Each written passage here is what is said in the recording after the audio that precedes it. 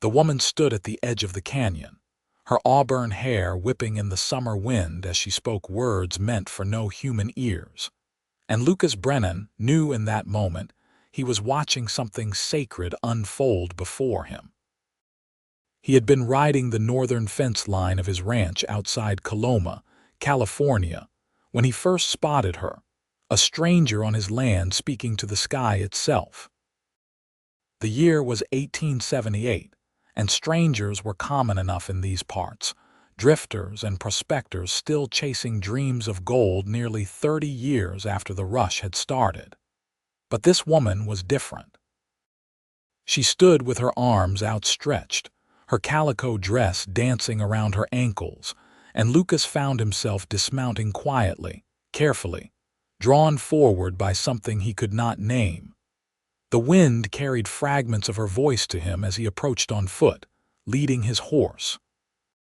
She was not praying, not exactly.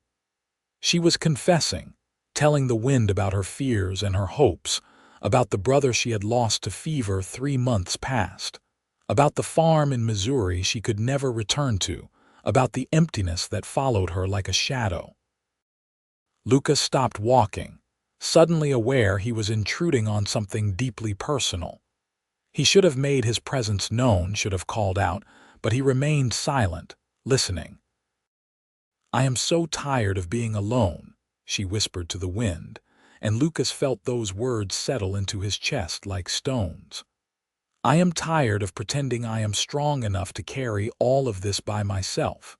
I am tired of having no one who knows my true heart." Lucas cleared his throat then, guilt finally overcoming his curiosity. The woman spun around, her face flushed with embarrassment and alarm. She was younger than he had expected, perhaps 23 or 24, with green eyes that reminded him of spring grass after rain. She had a smudge of dust on one cheek, and her hands twisted nervously in the fabric of her skirt. "I did not mean to startle you," Lucas said quickly, raising one hand in a gesture of peace. "This is my land, but you are welcome to stand here as long as you need." The woman looked like she might bolt, her eyes darting to the small bag she had set down near a twisted juniper tree. "I am sorry for trespassing. I did not know this land belonged to anyone. I will leave immediately." "There is no need for that," Lucas said, keeping his voice gentle. He was a tall man, broad-shouldered from years of ranch work, and he knew he could be intimidating without meaning to be. "I am Lucas Brennan. I own the Double B Ranch about 3 miles south of here."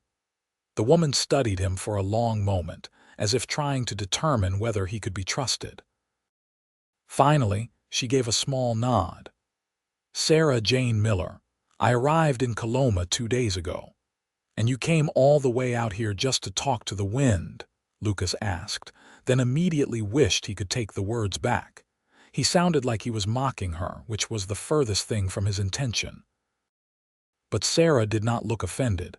Instead, a sad smile touched her lips. "I find that the wind keeps secrets better than most people. It takes my words and carries them away, and I do not have to see the judgment in anyone's eyes." Lucas felt something shift inside him, some wall he had built around his own loneliness beginning to crack. "I understand that more than you might think," he said quietly. "I have lived alone on my ranch for 3 years now, since my father passed. Sometimes I talk to my horse, and he is a better listener than most men I have known." That pulled a genuine smile from Sarah, and Lucas was struck by how it transformed her face. "What is your horse's name?" "Thunder." "Not because he is particularly fast or loud, but because I got him during the worst thunderstorm I have ever seen. He was just a colt, separated from his mother, standing in the middle of the road looking completely miserable. I brought him home, and he has been with me ever since." Sarah looked past Lucas to where Thunder stood patiently, his dark coat gleaming in the afternoon sun. "He looks like a good horse." "The best," Lucas agreed. Then, before he could stop himself, he added, "I heard some of what you said. To the wind, I mean." I should have announced myself sooner, but I did not want to interrupt. I apologize for that. The color rose in Sarah's cheeks again, and she looked down at her hands.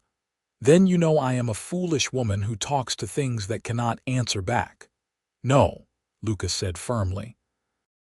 I know you are someone who has suffered loss and is trying to find a way through it.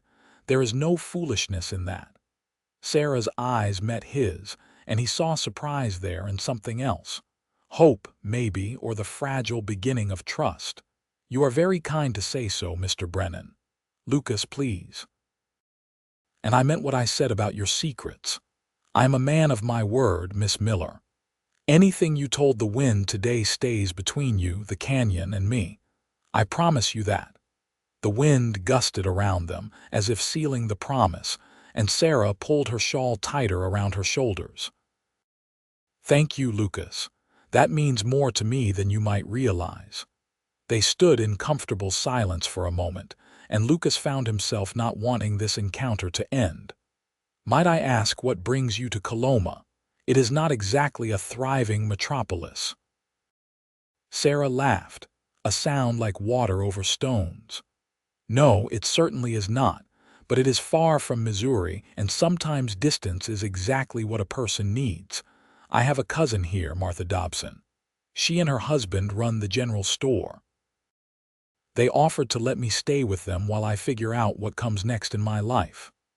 The Dobsons are good people, Lucas said. Martha makes the best apple pie in 3 counties. She does, Sarah agreed. She has been trying to fatten me up since I arrived. I think she believes I am too thin. Lucas thought Sarah looked perfect exactly as she was, but he kept that observation to himself. Are you planning to stay in Coloma permanently? I do not know yet, Sarah admitted. I have some money saved, enough to last me a few months if I am careful. I thought I might find work, maybe as a seamstress or a teacher. I taught reading and arithmetic back home to the children whose families could not afford the regular school. We could use a good teacher here, Lucas said. The schoolhouse closed last year when Miss Patterson married and moved to Sacramento.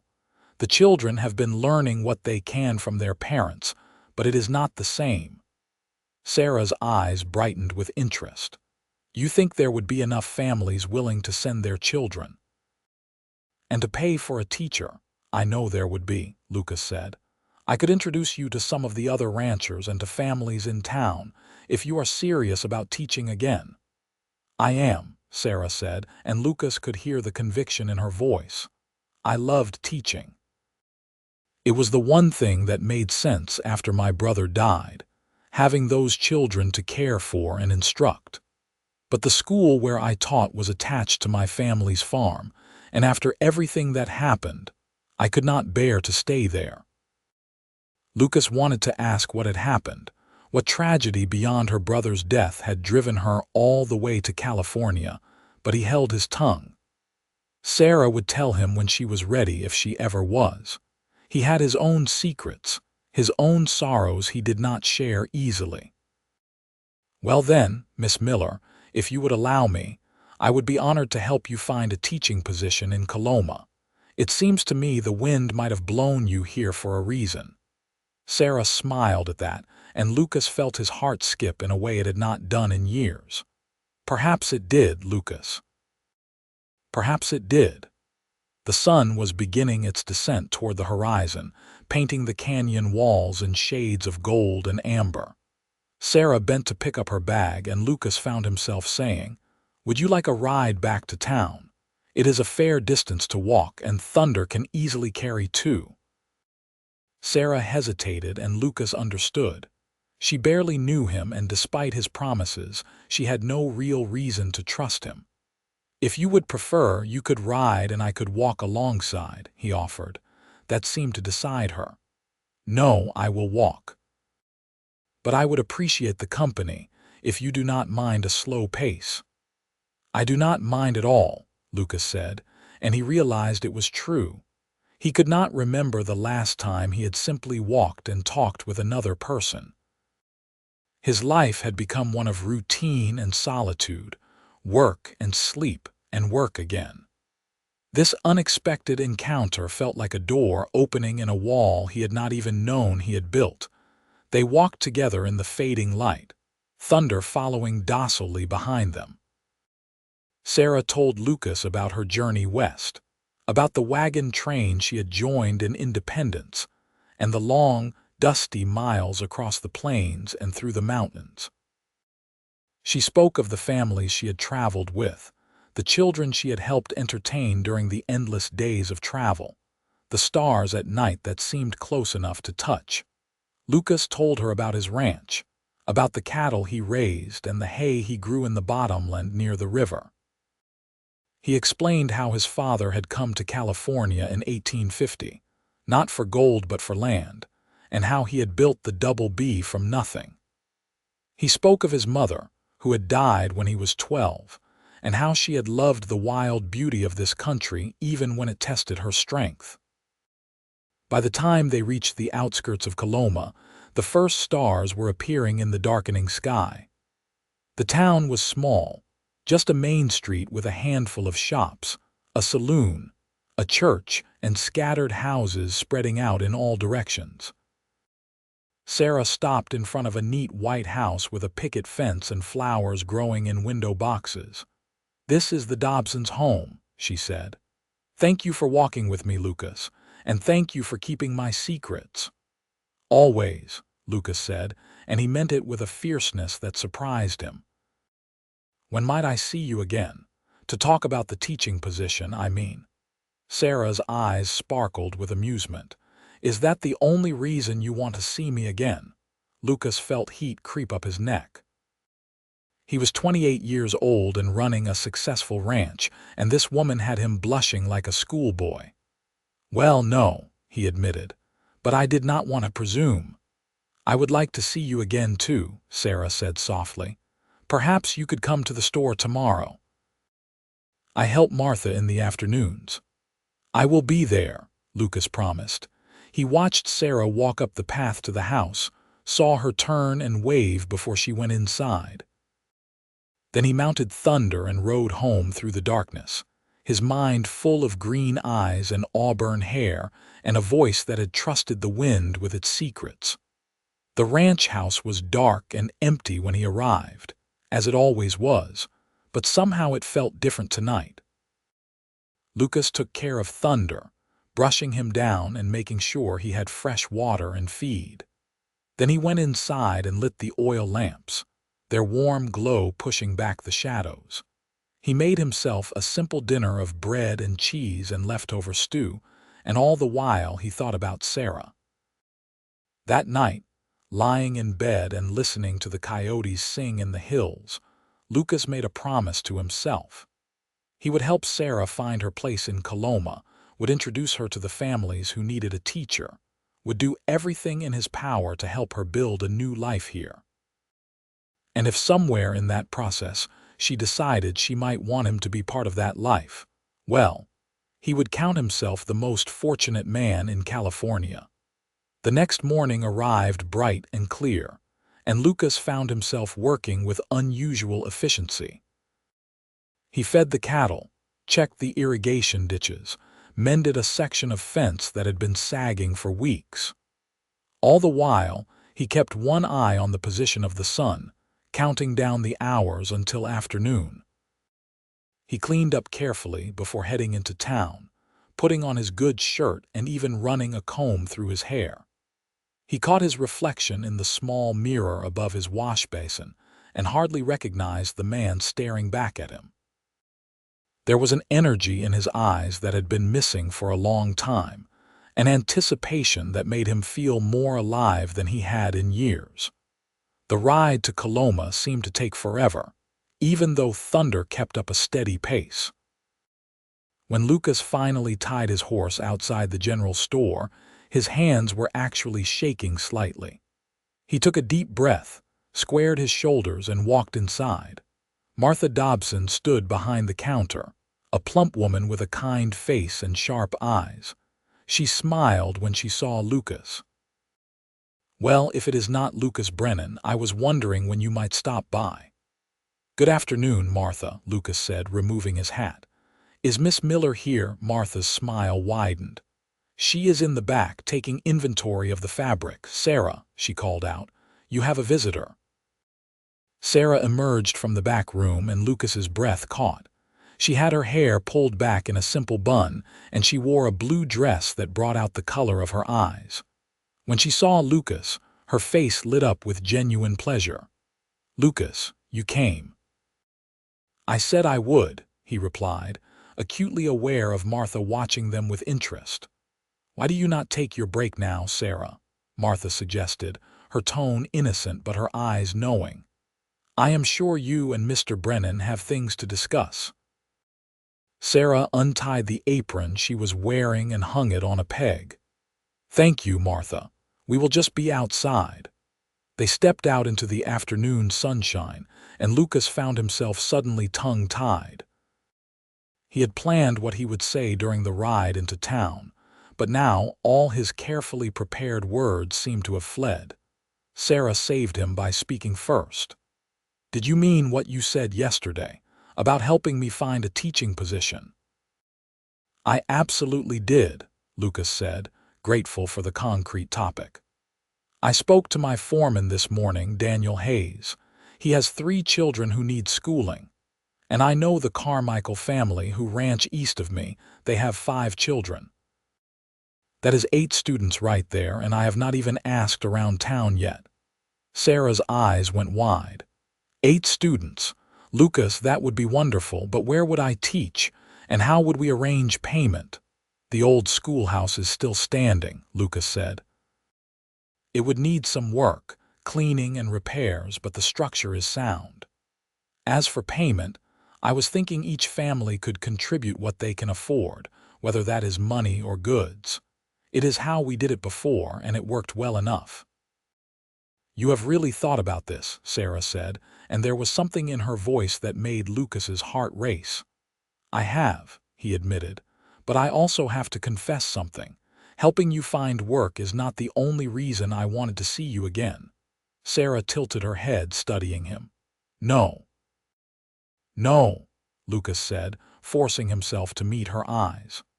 "The truth is, I have not been able to stop thinking about you since yesterday, about the courage it takes to stand on the edge of a canyon and speak your truth to the wind, about the strength you must have to leave everything familiar behind and start over in a place where you know almost no one.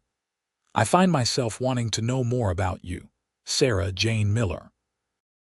I find myself wanting to be someone you might confide in, someone you might trust with the secrets you would otherwise tell only to the wind." Sarah was quiet for a long moment, and Lucas worried he had said too much, moved too fast. But when she spoke, her voice was warm. "I have not been able to stop thinking about you either, Lucas Brennan. About the kindness in your eyes when you promised to keep my secrets.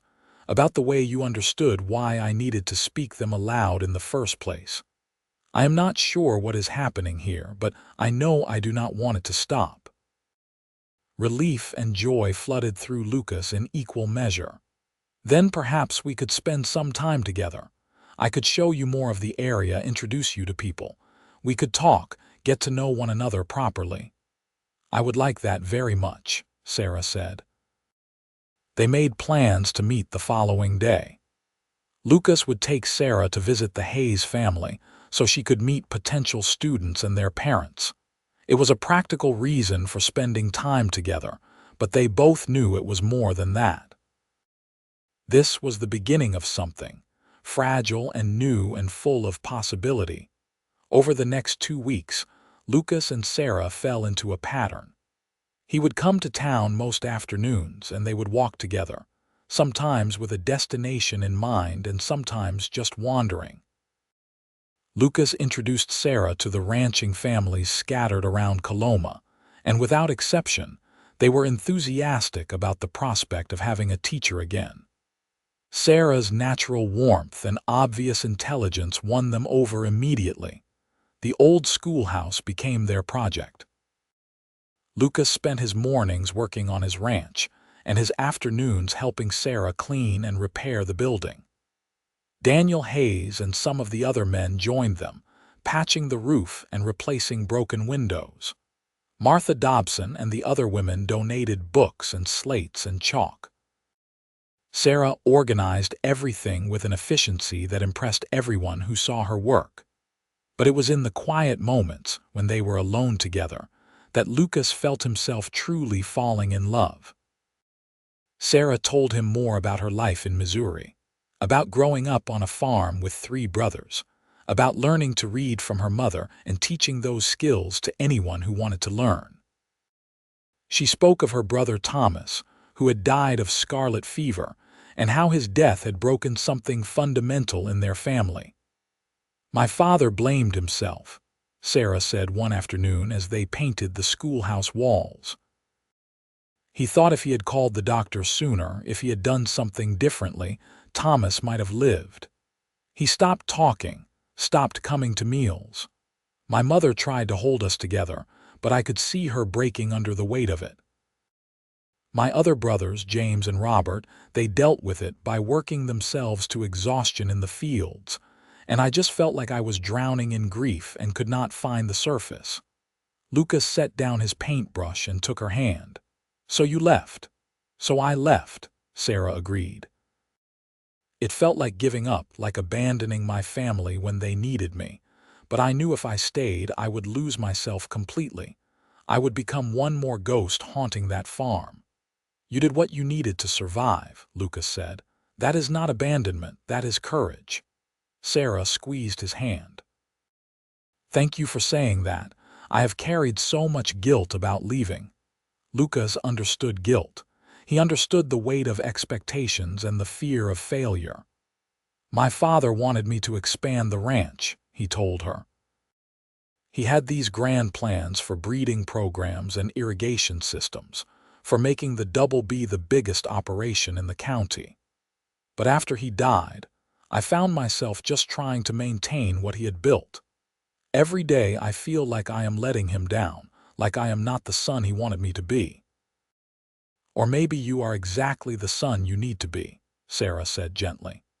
"Maybe maintaining what your father built, honoring his legacy without destroying yourself in the process, is exactly what he would have wanted."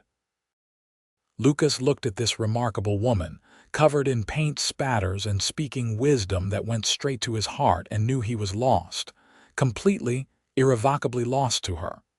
"Sarah," he said, his voice rough with emotion, "I need you to know something. These past 2 weeks, getting to know you, working beside you, they have been the best weeks I have had in years. You make me laugh. You make me think. You make me want to be better than I am. I know it is fast, and I know you are still finding your footing here, but I need you to know how I feel."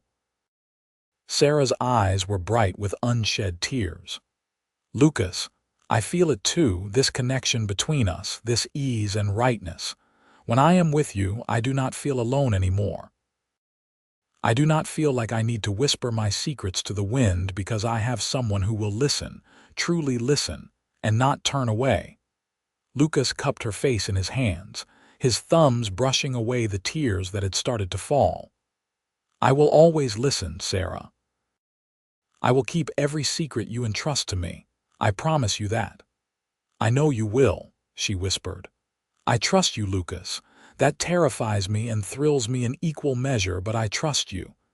He kissed her then, gentle and reverent, and felt her arms come up around his neck. The kiss deepened, and Lucas felt years of loneliness falling away. When they finally pulled apart, both breathing hard, Sarah laughed. "We are probably scandalizing the entire town right now." Lucas glanced toward the window and saw several curious faces quickly disappear. He laughed too. "Let them talk. I do not care who knows how I feel about you." "Neither do I," Sarah said, and kissed him again. The schoolhouse opened 3 weeks later, on a bright Monday morning in September. 13 children showed up that first day, ranging in age from 6 to 14. Sarah stood at the front of the classroom in a crisp white blouse and dark skirt, her hair neatly pinned, and Lucas thought she had never looked more beautiful. She was in her element, confident and kind and completely in control. He watched from the doorway as she welcomed each child by name, as she asked about their interests and their experiences with schooling. She made them feel valued and important, and Lucas could see the parents relaxing, trusting their children to this woman who so clearly cared. When the parents had left and the lessons had begun, Lucas slipped away. He had work to do on the ranch, fences to mend and cattle to check, but he rode home with a lightness in his heart that had not been there before. Sarah was building a life here in Coloma, and he was part of it. They were part of each other's lives now, and that was a gift he did not take lightly. That evening, Lucas went to the Dobsons' house for dinner. It had become a weekly tradition, Sarah and Lucas joining Martha and her husband Robert for a meal. Martha loved to cook, and she loved even more to watch Sarah and Lucas together, to see the way they looked at each other when they thought no one was paying attention. "So the school day went well?" Martha asked as she passed around a platter of roasted chicken. "It went wonderfully," Sarah said, her face glowing with happiness. "The children are bright and eager to learn. Even the older ones who I thought might resent having to attend school were engaged and asking questions." "That is because they have a good teacher," Lucas said, earning himself a pleased smile from Sarah. Robert Dobson, a quiet man with weathered features, cleared his throat. "There is something Martha and I have been wanting to discuss with you both." Lucas and Sarah exchanged glances. Martha was practically bouncing in her seat with excitement, which suggested this was good news rather than bad.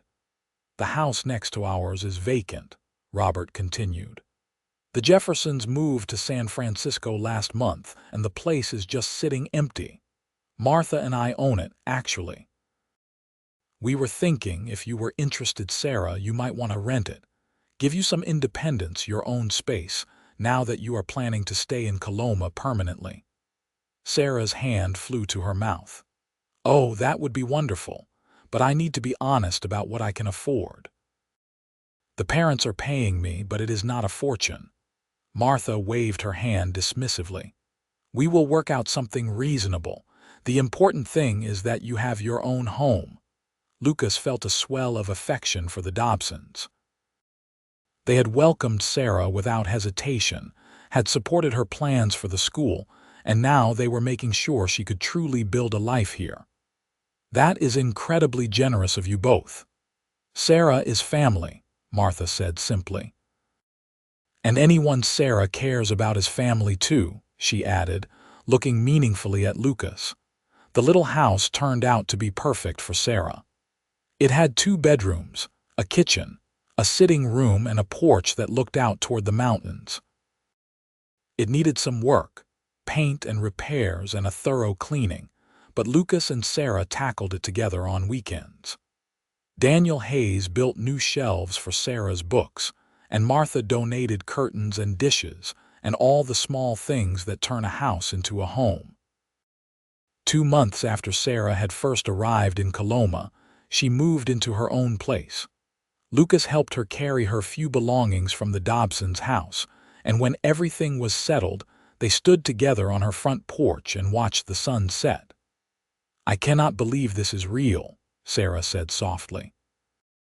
3 months ago I was drowning in grief in Missouri, and now I have a home and a job and—" She trailed off, looking at Lucas with an expression that made his heart race. "And what?" he prompted gently. "And you," she finished. "I have you, Lucas Brennan, and that is the most unexpected gift of all." Lucas pulled her close, tucking her head under his chin. "I am the one who received a gift, Sarah. You brought light back into my life. You made me remember what it feels like to hope for the future instead of just enduring the present." They stood like that for a long time, wrapped in each other's arms, and Lucas knew with absolute certainty that he wanted to spend the rest of his life with this woman. But he also knew Sarah needed time, needed to settle fully into her new life before he asked her to share it permanently with him. So he held his tongue and simply held her, content to let their relationship grow at its own pace. Winter came to the California foothills, bringing cold rains and occasional snow to the higher elevations. Sarah kept the school open, and the children came faithfully, even on the days when the weather was miserable. Lucas made sure her woodpile was always stocked, that her roof did not leak, that she had everything she needed to stay warm and safe. They spent their evenings together when they could, Lucas teaching Sarah to play chess by the fire while the rain drummed on the roof. Sarah read to him from books she loved, sharing stories and poems that made him see the world differently. They talked about everything and nothing, building a foundation of friendship and understanding beneath the passion that sparked between them. One particularly cold evening in January, they sat together on Sarah's small sofa, a quilt wrapped around both of them. Lucas had been unusually quiet, and Sarah finally asked what was on his mind. "I was thinking about my parents," he admitted, "about how they met. My father always said he knew within a week of meeting my mother that she was the woman he would marry. I used to think that was romantic nonsense, but now I understand. When you know, you know." Sarah shifted to look at him directly. "What are you saying, Lucas?" He took a breath, gathering his courage. "I am saying that I love you, Sarah Jane Miller. I have loved you since the day I found you whispering secrets to the wind. I know it has only been a few months, and I am not asking you to decide anything right now. I just need you to know how I feel. I love you, and I want a future with you." Tears spilled down Sarah's cheeks, but she was smiling. "I love you too, Lucas. I think I have loved you since you promised to keep my secrets, since you looked at me with such kindness and understanding. I was not looking for love when I came to California. I thought my heart was too broken for that. But you proved me wrong. You showed me that even in the midst of grief and loss, new life can grow." Lucas kissed her then, pouring all his love and hope and devotion into that kiss. When they finally broke apart, he rested his forehead against hers. "I want to marry you, Sarah. I want to build a life together, a family, but I will wait as long as you need. There is no rush." "I want that too," Sarah whispered. "I want all of it, but you are right, there is no rush. Let us take our time, do this properly." So they continued as they were, courting in the old-fashioned way. Lucas came to Sunday dinners at Sarah's house, and she came to the ranch on Saturdays to help with whatever needed doing. They attended church together, went to the occasional dance in town, became a fixture in the community as a couple. And all the while, their love deepened and grew, becoming something solid and unshakable. Spring arrived in an explosion of wildflowers and green grass. The children in Sarah's school thrived under her teaching, and several of them were reading at levels far beyond what their parents had thought possible. The community recognized what a treasure they had in their teacher, and they made sure she knew how valued she was. On a warm evening in April, Lucas took Sarah to the place where they had first met, the canyon where he had found her talking to the wind. They stood at the edge as the sun set, painting the sky in shades of gold and pink and purple. "You still come here to tell your secrets to the wind?" Lucas asked. Sarah shook her head. "No, I do not need to anymore. I have you to tell my secrets to now. You kept your promise, Lucas.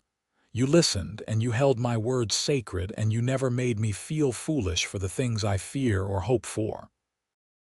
Lucas reached into his pocket and pulled out a small box. His heart was hammering so hard he was sure Sarah could hear it. "I have a secret to tell you," he said. "I have been carrying this ring for 2 months, waiting for the right moment. I wanted it to be perfect, wanted the words to be exactly right. But standing here with you in the place where we began, I realize there is no perfect moment. There is just us and our love and the life we want to build together." He opened the box, revealing a simple gold band with a small diamond. "Sarah Jane Miller, will you marry me? Will you be my wife, my partner, my best friend for the rest of our lives?" Sarah's hands were shaking as she took the box from him. "Yes," she breathed. "Yes, Lucas, I will marry you. I want nothing more than to be your wife." Lucas slipped the ring onto her finger, and then he picked her up and spun her around, both of them laughing with pure joy. When he set her down, Sarah cupped his face in her hands. "I never thought I would be this happy again," she said. "After Thomas died, after I left Missouri, I thought the best I could hope for was to survive, to find some small measure of peace. But you gave me so much more than that. You gave me love and hope and a home. You gave me a future worth dreaming about." "You gave me the same," Lucas said. "Before you, I was just going through the motions, working and sleeping and working some more. I had forgotten how to truly live. You reminded me, Sarah. You showed me what it means to open your heart, even when you are afraid." They stayed at the canyon until the stars came out, making plans for their wedding and their future. Sarah wanted a simple ceremony, just close friends and family. Lucas wanted whatever would make her happy. They decided on June, giving them 2 months to prepare. The news of their engagement spread quickly through Coloma, and the community rallied around them with enthusiasm. Martha Dobson immediately appointed herself wedding coordinator, enlisting the help of every woman in town. Plans were made for a ceremony in the church, followed by a celebration at the schoolhouse, which was the largest building available. Sarah continued teaching through the end of the school year in late May, and then she had a week to focus entirely on wedding preparations.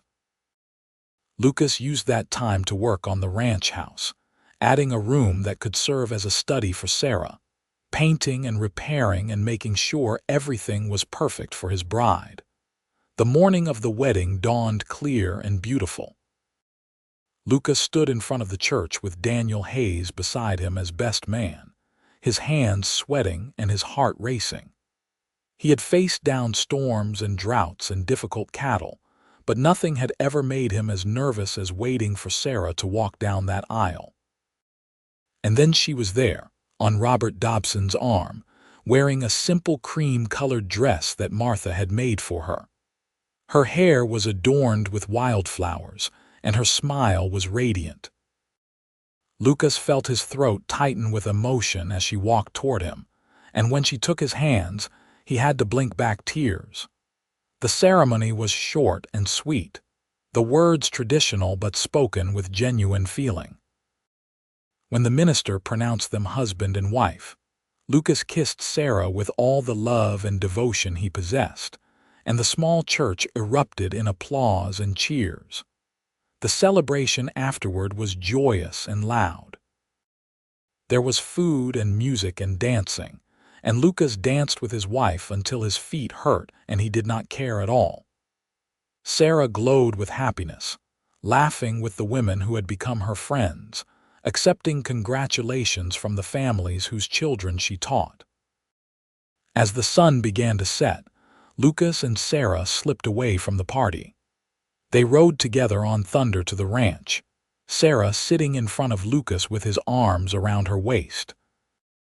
The ranch house had never looked more welcoming, lamplight glowing in the windows and a bouquet of wildflowers on the table courtesy of Martha. Lucas carried Sarah over the threshold, and they stood together in the middle of the sitting room, suddenly shy with each other despite all the time they had spent together. "Hello, husband," Sarah said softly. "Hello, wife," Lucas replied, and then he kissed her. Their wedding night was tender and passionate, a celebration of the love they had found against all odds. Lucas showed Sarah with his body what he had already told her with his words, that she was cherished and desired and loved beyond measure. Sarah gave herself to him completely, holding nothing back, and in the warmth of their marriage bed, 2 lonely souls finally found the home they had been seeking. The next morning, Lucas woke to find Sarah already up, standing at the window in his shirt and looking out at the ranch. He came up behind her and wrapped his arms around her waist, resting his chin on her shoulder. "What are you thinking about?" he murmured. "I am thinking about how strange and wonderful life is," Sarah said. "6 months ago, I was standing in a canyon talking to the wind because I had no one else to talk to. And now I am here in your home as your wife. It feels like a dream." "It is real," Lucas promised. "You are mine and I am yours, and we have a whole lifetime ahead of us." Sarah turned in his arms and kissed him. Then let us not waste a moment of it. They settled into married life with surprising ease. Sarah continued teaching during the school year, and Lucas worked the ranch. They found a rhythm that suited them both, supporting each other's work while building a home filled with love and laughter. Sarah transformed the ranch house, adding small touches that made it feel warm and welcoming. Lucas made sure Sarah always had fresh flowers, remembering how much she had loved the wildflowers in her wedding bouquet. That first summer of their marriage was golden. They worked together, played together, loved each other with a passion that never seemed to fade. On warm evenings, they would sit on the porch and watch the sun set, talking about their days and their dreams. Sarah told Lucas more about her family, about the letters she had started exchanging with her mother and brothers. The grief was still there, but it had softened, becoming something she could live with rather than something that threatened to drown her. Lucas opened up about his own past, about the pressure he had felt to live up to his father's legacy, about the loneliness that had consumed him after his father's death. Sarah listened with compassion and understanding, and slowly, Lucas let go of the guilt he had carried for so long. In the fall, Sarah announced she was pregnant. Lucas received the news with such joy that he actually picked her up and spun her around, only remembering to be gentle when Sarah laughingly reminded him about her condition. They spent the winter preparing for the baby, turning the smallest bedroom into a nursery and gathering everything they would need. Sarah continued teaching until February, when her pregnancy became too advanced for the daily walk to the schoolhouse. The community understood, and Martha Dobson stepped in to keep the school running until Sarah could return. Sarah fretted about leaving her students, but Lucas reassured her that she would be back soon enough, and in the meantime, she had other important work to do. Their son was born on a stormy March evening, arriving with a lusty cry that announced his presence to the world. Lucas held his newborn son with shaking hands, awed by the tiny perfect fingers and the eyes that seemed to look right into his soul. Sarah, exhausted but radiant, smiled at them both. "What should we name him?" she asked. They had discussed names, of course, but had not settled on anything definite. Now, looking at his son, Lucas knew exactly what he wanted. "Thomas," he said, "after your brother, if that is all right with you." Sarah's eyes filled with tears. "It is more than all right. It is perfect. Thomas Brennan. A new life to honor the one we lost." Little Thomas proved to be a happy baby, easy-going and content. Sarah took to motherhood naturally, loving her son with a fierceness that sometimes surprised even her. Lucas was a devoted father, helping with the baby whenever he could, walking the floor with Thomas when he was fussy, singing lullabies in his rough voice that somehow always soothed the infant. When Thomas was 3 months old, Sarah returned to teaching part-time, bringing the baby with her. The children in the school were enchanted with little Thomas, and they took turns helping with him during the day. It was unconventional, but it worked for their family, and that was all that mattered. The years passed in a blur of work and love and family. Thomas grew from a baby to a toddler to a bright, curious boy who loved books as much as his mother and horses as much as his father. When Thomas was 3, Sarah gave birth to twin daughters, Emily and Grace, who turned the household upside down in the best possible way. Lucas added onto the house, giving them more space, and the ranch prospered under his careful management. Sarah taught until the school board was able to hire a permanent teacher, a young woman fresh from Teachers College in Sacramento. Sarah was ready to step back by then, focusing on her own children and occasionally tutoring students who needed extra help. She started a small library in Coloma, collecting books and making them available to anyone who wanted to read. It became a beloved institution in the town, a testament to Sarah's belief in the power of education and story.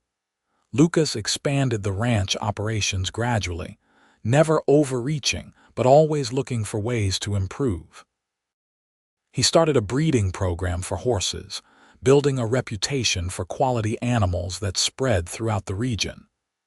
Daniel Hayes became his full partner in the operation, and together, they made the Double B one of the most respected ranches in the county.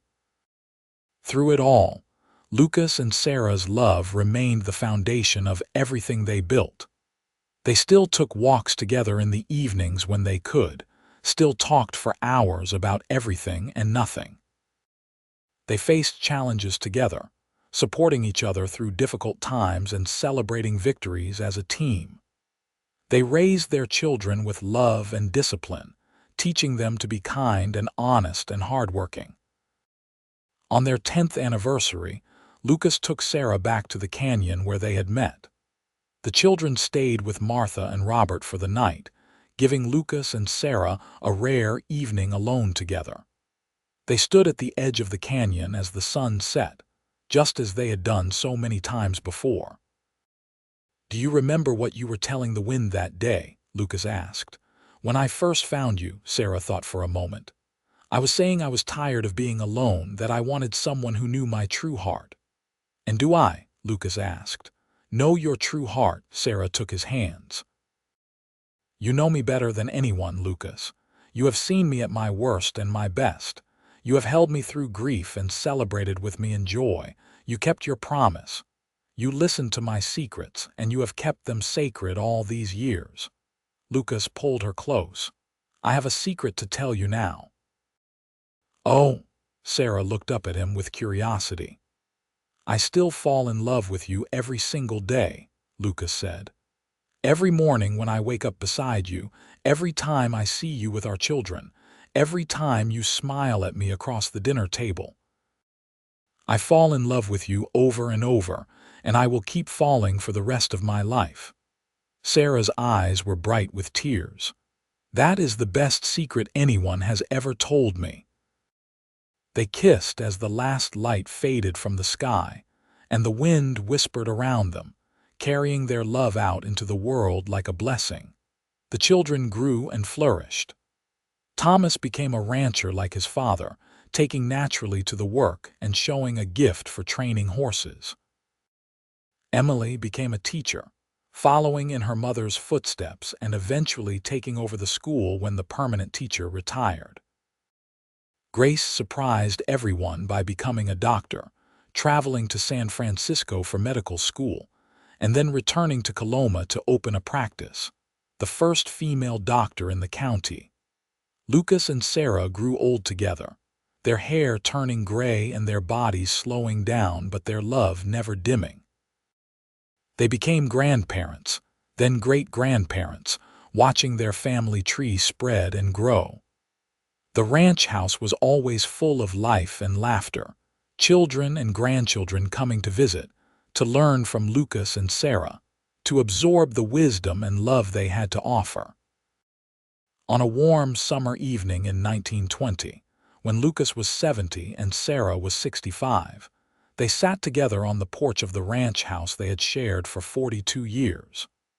Their great-grandson, 5-year-old Samuel, played in the yard with a puppy, his laughter carrying on the breeze.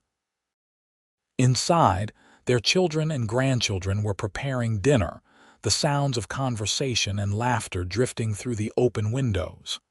"We built a good life," Sarah said softly, her hand in Lucas's.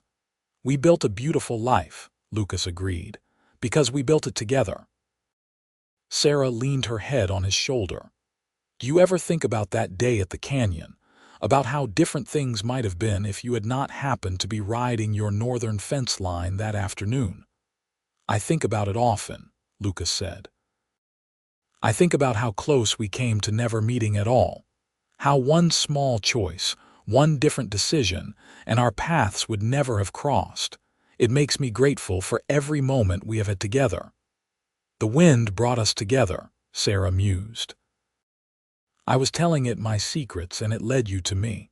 Lucas chuckled. "Perhaps, or perhaps it was just good fortune. Either way, I am thankful." They sat in comfortable silence, watching the sun paint the sky in brilliant colors. Lucas thought about the years they had shared, the joys and sorrows, the triumphs and challenges. He thought about the children they had raised, the love they had given and received, the life they had built from nothing but hope and determination, and a chance meeting at the edge of a canyon. "I love you, Sarah Jane Brennan," he said, as he had said thousands of times before. "I love you, Lucas Brennan," she replied, and kissed his weathered cheek. The sun set slowly, painting the California hills in gold and amber, and Lucas and Sarah sat together in the home they had made, surrounded by the family they had created, living proof that sometimes the wind carries our secrets exactly where they need to go, to the person who will keep them, cherish them, and love us all the more for sharing them. Inside the house, their daughter Emily called them to dinner. Lucas helped Sarah to her feet, his movements slower than they once were, but still steady. They walked into the house hand in hand, greeted by the smiling faces of their family, by the warmth and love that filled every corner of their home. After dinner, when the dishes were cleared and the youngest children had been put to bed, the family gathered in the large sitting room. Thomas played guitar while Emily's daughter sang, her voice sweet and clear. Grace told stories about her patients, making everyone laugh with her tales of small-town life. The grandchildren played quiet games in the corners, and the great-grandchildren slept peacefully in their parents' arms. Lucas looked around at all of it, at the life he and Sarah had created, and felt a deep sense of contentment. This was what mattered, not the size of the ranch or the money in the bank or any other measure of worldly success. This family, this love, this connection that spanned generations. This was what lasted. Sarah caught his eye from across the room and smiled, and Lucas knew she was thinking the same thing. They had started with nothing but two broken hearts and a willingness to trust each other. They had built everything else from that foundation, brick by brick, day by day, choice by choice. And the result was more beautiful than anything Lucas could have imagined on that day 42 years ago when he had found a woman whispering secrets to the wind. As the evening wound down and family members began to leave for their own homes, Lucas and Sarah bid them all good night. They stood on the porch waving until the last wagon disappeared down the road, and then they went inside to the bedroom they had shared for so many years. Lucas helped Sarah with her buttons, a nightly ritual that had become automatic over the decades. Sarah helped him with his boots, which his back no longer allowed him to reach easily. They moved around each other with the ease of long practice, comfortable and familiar, and still so much in love. In bed, Sarah curled against Lucas's side, her head on his shoulder. "Thank you," she murmured sleepily. "For what?" Lucas asked, his hand running gently through her hair. "For everything. For listening to my secrets. For loving me even when I was difficult. For giving me this life, this family, this home. For being exactly who I needed when I needed you most." Lucas kissed the top of her head. "I should be thanking you, Sarah. You saved me. I was half alive before you came along, just existing rather than truly living.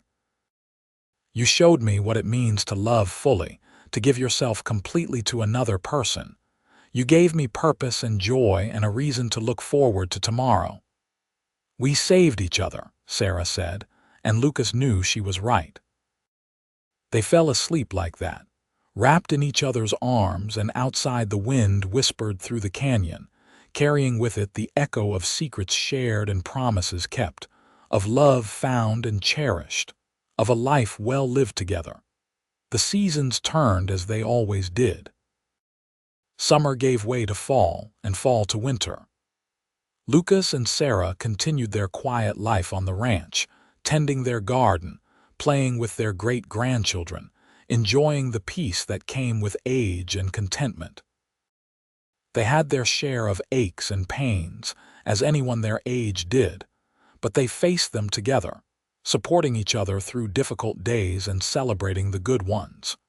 Spring came again, bringing new life to the hills around Coloma. The wildflowers bloomed as they had every spring since that first year when Lucas had proposed to Sarah at the canyon. On a particularly beautiful April morning, Lucas suggested they take a ride out to their special place. Sarah agreed eagerly, always happy for an excuse to spend time alone with her husband. Thomas saddled 2 horses for them, giving his father a concerned look. "Are you sure you should be riding out that far, Pa?" Lucas waved away his son's worry. "I have been riding these hills for 70 years, boy. I think I can manage one more trip." Sarah laughed at the exchange, and Thomas shook his head but smiled. His parents were as stubborn as they were in love, and he had long since learned not to argue with them when they had their minds made up. The ride to the canyon took longer than it once had, but Lucas and Sarah did not mind. They talked and laughed, pointing out landmarks and sharing memories associated with different spots along the trail. By the time they reached the canyon edge, the sun was high in the sky and the world seemed to glow with golden light. They dismounted carefully and stood together at the edge, looking out at the vast expanse of land spreading before them.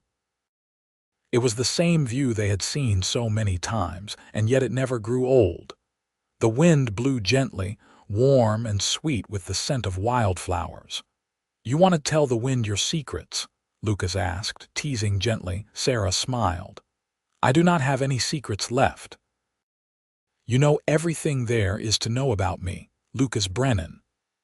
"And I love every bit of what I know," Lucas said, pulling her close. They stood like that for a long time, holding each other and remembering.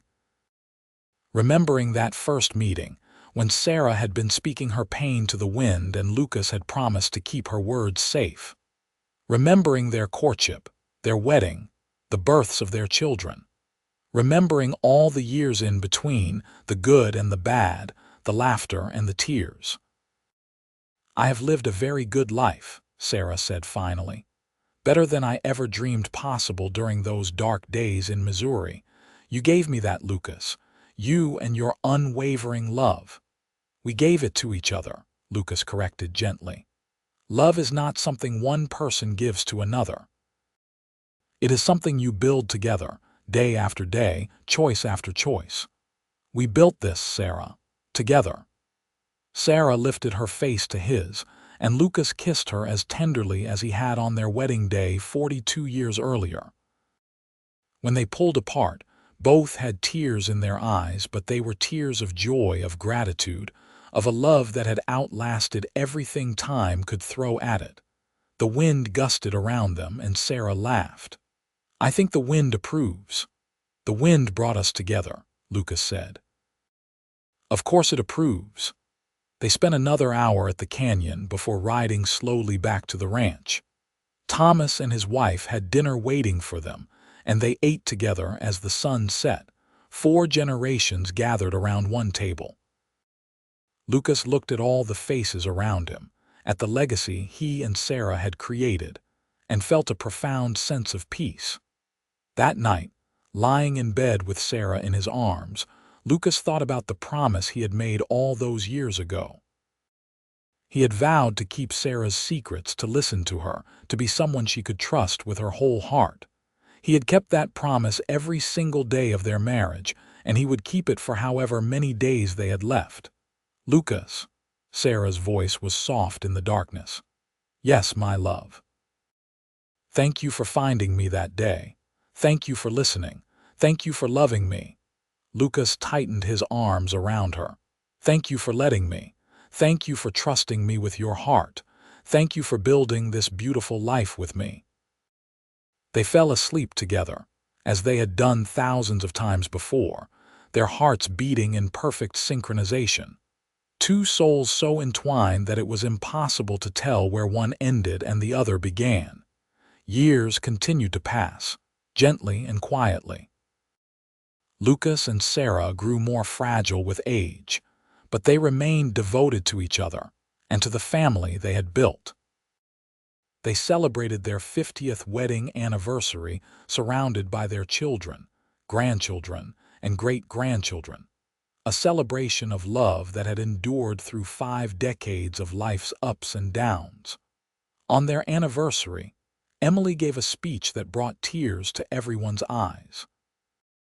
She spoke of growing up watching her parents' love, of learning from their example what it meant to truly commit to another person. She spoke of the way her father always brought her mother wildflowers, even when they were old and gray. She spoke of the way her mother looked at her father, like he was the most important person in the world, even after 50 years together.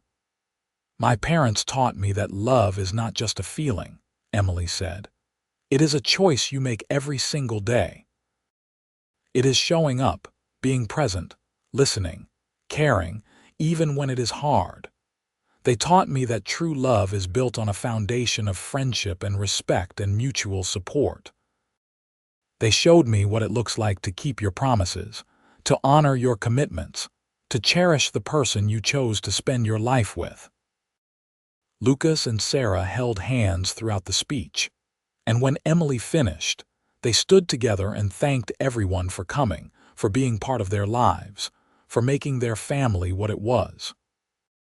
Then they danced, slowly and carefully, to the same song they had danced to at their wedding 50 years earlier, and there was not a dry eye in the room. The following spring, on a morning that started like any other, Lucas woke to find Sarah sleeping peacefully beside him.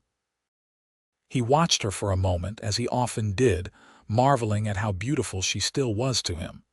Then he leaned over and kissed her forehead, and she opened her eyes and smiled at him. "Good morning, husband. Good morning, wife. What shall we do with this beautiful day?" Sarah considered. "Let us take a walk, just the two of us. I want to see the wildflowers one more time." Something in her voice made Lucas look at her more closely, but she just smiled and squeezed his hand. They got up slowly, helping each other dress as they always did. They ate a simple breakfast, and then they walked hand in hand through the fields around the ranch house, admiring the carpet of wildflowers that covered the hills. They talked about their children, about the grandchildren and great-grandchildren, about the life they had lived together. Sarah told Lucas how grateful she was for every moment they had shared, and Lucas told her he felt the same way. They spoke of their love for each other, a love that had only grown deeper with time. As the sun reached its zenith, they made their way back to the house. Sarah was tired, more tired than usual, and Lucas helped her to their bed. She lay down with a sigh of relief, and Lucas lay beside her, holding her hand. "Lucas," Sarah said softly, "do you remember what you promised me, that first day at the canyon?" "I remember," Lucas said. "I promised to keep your secrets, and I have, every single one." "You have," Sarah agreed. "You kept every promise you ever made to me. You loved me faithfully for 51 years. You gave me a life beyond anything I could have imagined. You gave me a family and a home and a love that sustained me through everything. Thank you, my darling. Thank you for everything." Lucas felt fear clutch at his heart. "Sarah, what are you saying?" She smiled at him, peaceful and calm. "I am saying I love you, Lucas Brennan. I have loved you from the moment you promised to keep my secrets, and I will love you forever. Do not be sad when I am gone. Celebrate what we had. Remember me with joy, not sorrow." "Sarah, please," Lucas whispered, tears streaming down his face. But Sarah just squeezed his hand and closed her eyes. "I am so very tired, my love. Hold me while I sleep." Lucas held her, his arms around her frail body, his face buried in her hair. He felt her breathing slow, felt her heartbeat grow fainter. And then, as peacefully as falling asleep, Sarah Jane Brennan slipped away, surrounded by love, held in the arms of the man who had kept every promise he had ever made to her. The grief was devastating, a wave that threatened to drown Lucas completely. But even in his sorrow, he remembered Sarah's words. She had asked him to celebrate what they had, to remember her with joy. So Lucas did his best to honor that request. The funeral was attended by what seemed like half the county. Sarah had touched so many lives through her teaching, her kindness, her generosity of spirit. People came from miles away to pay their respects, to tell Lucas how much Sarah had meant to them. The stories they told helped Lucas remember not just his grief, but the incredible life Sarah had lived. Thomas and Emily and Grace stayed close to their father in the weeks after Sarah's death, making sure he was eating, that he was not isolated. The grandchildren and great-grandchildren visited often, filling the house with life and noise. They all understood that Lucas was struggling, but they also saw him trying to honor their grandmother's wishes, trying to find joy in the memories rather than drowning in sorrow. On a morning a month after Sarah's death, Lucas rode out to the canyon alone. He stood at the edge where he had first found Sarah all those years ago, and he spoke to the wind. "I kept my promises, my love," he said, his voice carried away by the breeze. "I listened to your secrets and I kept them safe. I loved you with everything I had, every day of our life together. I am trying to celebrate what we had as you asked. But I miss you. God, how I miss you." The wind gusted around him, warm and gentle, and Lucas felt something in his heart ease just slightly. It was as if Sarah was there with him, reassuring him, telling him it was all right to grieve but not to give up on life. Lucas returned to the ranch and threw himself into work. He helped Thomas with the horses, taught his grandchildren everything he knew about ranching and life. He shared stories about Sarah, keeping her memory alive for the younger generations who would not remember her as clearly. He tended her garden, making sure the flowers she loved continued to bloom year after year. 2 years after Sarah's death, on a calm autumn evening, Lucas gathered his family around him. He was 73 now and he could feel his body failing. But he was not afraid. He had lived a full life, a good life, and he was ready for whatever came next. "I want you all to know," he told his children and grandchildren and great-grandchildren, "that I have been blessed beyond measure. Your grandmother and I built something beautiful together, and you are all part of that legacy. Love each other, support each other, keep the family strong. And remember that real love, the kind that lasts, is built on promises kept and secrets held sacred." Thomas squeezed his father's shoulder. "We will, Pa, we will make you proud." "You already have," Lucas said. That night, Lucas dreamed of Sarah. She was young again, standing at the edge of the canyon with her hair blowing in the wind. She turned and smiled at him, holding out her hand. Lucas took it, feeling the warmth of her touch, and together they walked into the golden light of the setting sun. Lucas Brennan passed away peacefully in his sleep that night, 73 years old, and surrounded by the love of his family. He was laid to rest beside Sarah in the small cemetery outside Coloma, their graves marked by simple headstones and surrounded by wildflowers. But their story did not end there. The legacy Lucas and Sarah had built lived on in their children and grandchildren and great-grandchildren. The Double B Ranch continued to thrive, passed down through the generations. Sarah's library in Coloma grew and eventually became an official town institution. The lessons they had taught about love and commitment and keeping promises echoed through the years, shaping the way their descendants approached their own relationships and lives. On quiet evenings when the wind blew through the canyons around Coloma, some people swore they could hear whispers carried on the breeze. Stories of a rancher who had listened to a woman's secrets and promised to keep them. Stories of a love that had started with a chance meeting and grown into something that transcended time and death. Stories that reminded everyone who heard them that real love, the kind that lasts, is built on trust and honesty and promises kept. The wind carried those stories far and wide, ensuring that Lucas and Sarah's love would never be forgotten, that their example would continue to inspire long after they were gone. And in that way they lived on, two souls who had found each other against all odds and built a love that would last for all eternity, their secrets safe, their promises kept, their hearts forever entwined.